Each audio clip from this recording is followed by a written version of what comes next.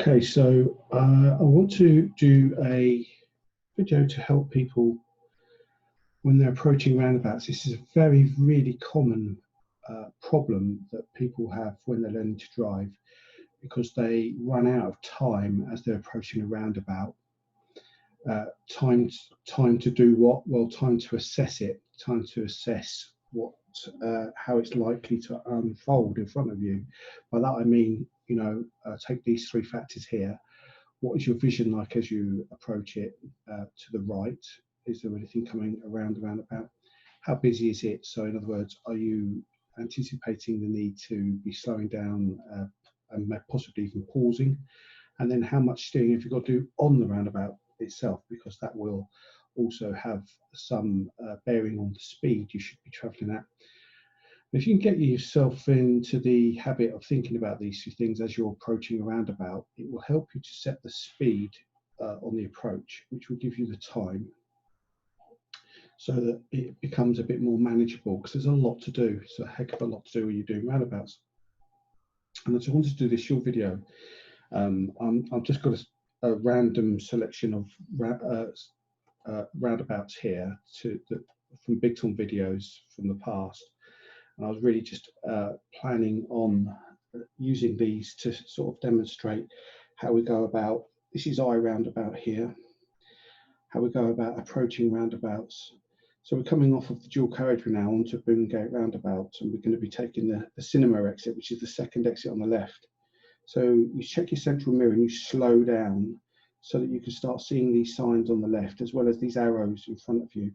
Very important to get on the brake. So look at the vision to the right. You've got no vision at all. It's almost blind. So you've got to take that one really much slower on the approach, probably even 10 miles an hour second gear on the approach to that one, because it is blind to the right. You just can't see what's happening there, what's coming around. And this one here, we're going to go right on this roundabout here. This is Boongate roundabout again. Slow down, get the speed down, second gear, and see if you can filter into the roundabout without affecting other road users. So you need to be approaching these roundabouts at a speed that enables you to do 3 to 4 glances to the right. It's only glances. If you stare to the right, then you normally miss your position. You mess up your position on the approach to the roundabout. By that I mean the lane that you're in, you could be sort of drifting left or right. So we're talking quite a lot of actions going on here. Your head is moving to the right and coming back forwards again, and then moving to the right, coming back forwards again, so that you can start to see if there's anything coming around the roundabout and whether you're going to need to be stopping or not. Because if you're stopping a lot at roundabouts, it means you're approaching them too fast. So this is I roundabout, and this time we're going to be going straight over the third exit. So get the speed down now and start looking at these signs for the third exit, and then start looking at the arrows. So I'm in the correct lane here for going straight over. I could be in that right-hand lane as well, but I'm in the correct lane here. Yeah, it's a really crucial thing to get into your mind, is to not approach them too quickly, because by approaching a roundabout too fast, all that you're really doing is you're robbing yourself of valuable time to be able to see if you can keep on going without having to pause, and that's quite a key sort of development thing that happens as you get used to this idea of glancing to the right. So this big I roundabout, this is in Peterborough. That's controlled by traffic lights, so you don't get an awful lot of choice with regards to if you're on a red light, you're on a red light. But the key thing there was the approach. There was a 40 mile an hour speed signs. I don't know if you saw those, but rewind it if you need to see those 40 signs again. Maximum speed limit 40, and then you had lots of other signs and arrows to look out for as well.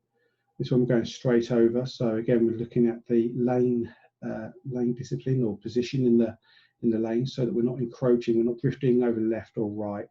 We're staying in the centre of the lane. Big old roundabout. This one's about 3 or 4 lanes, sometimes 3 or 4 lanes on the approach. These ones here, and this is coming up to. We're going to come up to the stand ground roundabout. If you know Peterborough, And this is a completely different roundabout. It's much smaller roundabout. So with the bigger roundabouts, sometimes if you're approaching them at say 60 miles an hour, you can brake to about 30 and then put it into third gear on the approach. Whereas with these smaller roundabouts that you're going to see now, you've just got to get used to this idea of slowing the car right down to say about 10 and popping it into 2, popping it into second gear, because you've got to, these small roundabouts, you've got to be very careful with them because things change quite fast on coming around the roundabout, and the distance between you and other vehicles to the right is that much shorter. We're going straight over, so we want the middle lane on the approach. We're looking to the right, come back again, looking to the right, come back again, seeing how busy it is, seeing if it looks like we can go without having to stop. So that would have been about 10 miles an hour, second gear on the approach, that one. This one we're going straight over again. Again, that was much slower, really much slower than the previous ones, which were the big roundabouts.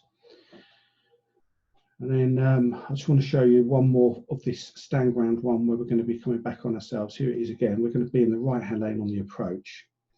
We want to go all the way around and back on ourselves. And so, you know, again, speed down, gears down, get the eyes working now, to the right, forwards, to the right, forwards, to the right, forwards, about 3 or 4 times at about 10 miles an hour in second gear.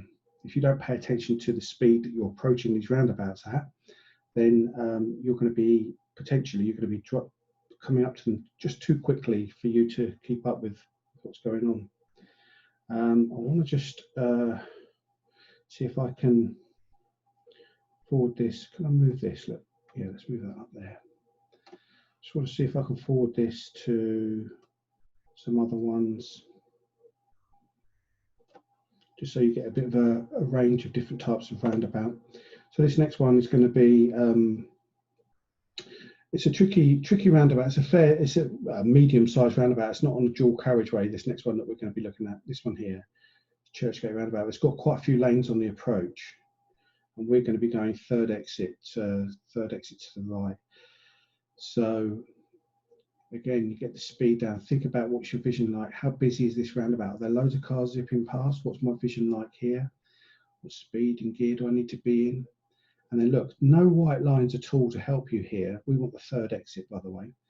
So that, you know, take care with this, because otherwise you could be positioned too far left or too far right. So again, I rather suspect second gear, 10 miles an hour, possibly third gear, sort of 15 miles an hour. And here's the same thing again. We're going to go right on the same roundabout here. So that exit there, Whiz Beach, 1, 2, 3, fourth exit on the right.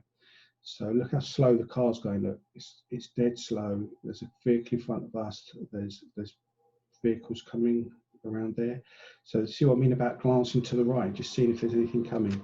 There's no white lines here to guide you. So again, take care and be aware of what's around you before you. We don't want this exit. We want the next one. So before you just start moving over to left here, make sure you do good observations with your mirrors, and then the signal, and then moving over. And let me just flip over to another one.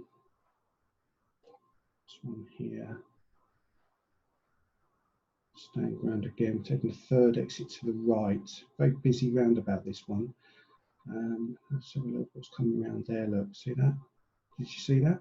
Just rewind that if you need to. But look out for these signals for the vehicles that are on the roundabout while you're approaching it, so you can spot their signal, and also their position on the roundabout gives you a big clue as to where they're going. So that's quite a good example there of that vehicle was definitely going to make us slow down or possibly even pause, you know. And the sooner you can see that, the better, really. So we've got another one coming up here, and this is going to be one of these bigger roundabouts in a second. It's not this one here, it's just come up. Here we go. So this is going to be one of these bigger roundabouts again. It's controlled by traffic lights. So, you know, arguably when you get these big roundabouts that have got traffic lights on them, it helps your calls really, because it adds a bit of extra control to the situation, doesn't it? So this one here, we're going to be approaching it, and it's going to be a red light, red traffic light. So why would we want to be zooming up to that red traffic light there to then do excessive braking and then to stick it to first gear? Why don't we just slow it all down here much slower and stick it into second gear now, and just bowling up here much slower. And then it might mean, you never know your luck, it might mean you don't have to stop and then put it into maybe the handbrake on, sticking it into first gear. By keeping it going like this, you're in second gear and you're keeping the car rolling. We're taking a third exit to the right on this one here. So as you're coming around here, the roundabout, the white paint is going to start moving us, gently moving us over towards the centre of the roundabout. There's the arrows there to help guide us as to where we're going. Now we've got some white lines with the lanes, and we do want this next exit here. And so you see, you look at your arrows, and that's good. That's what we want to see. And so we just stay where we are, really. So let me just summarise really what I'm attempting to sort of say to you. It's about, as you're approaching roundabouts, it's giving yourself time to be able to assess how you think that the roundabout is, how this is looking like it's going to go. Am I thinking to myself here that I'm going to be needing to pause and put it into first gear? Am I thinking that I might be able to keep the wheels rolling, and you never know, I might get an opportunity to keep on going?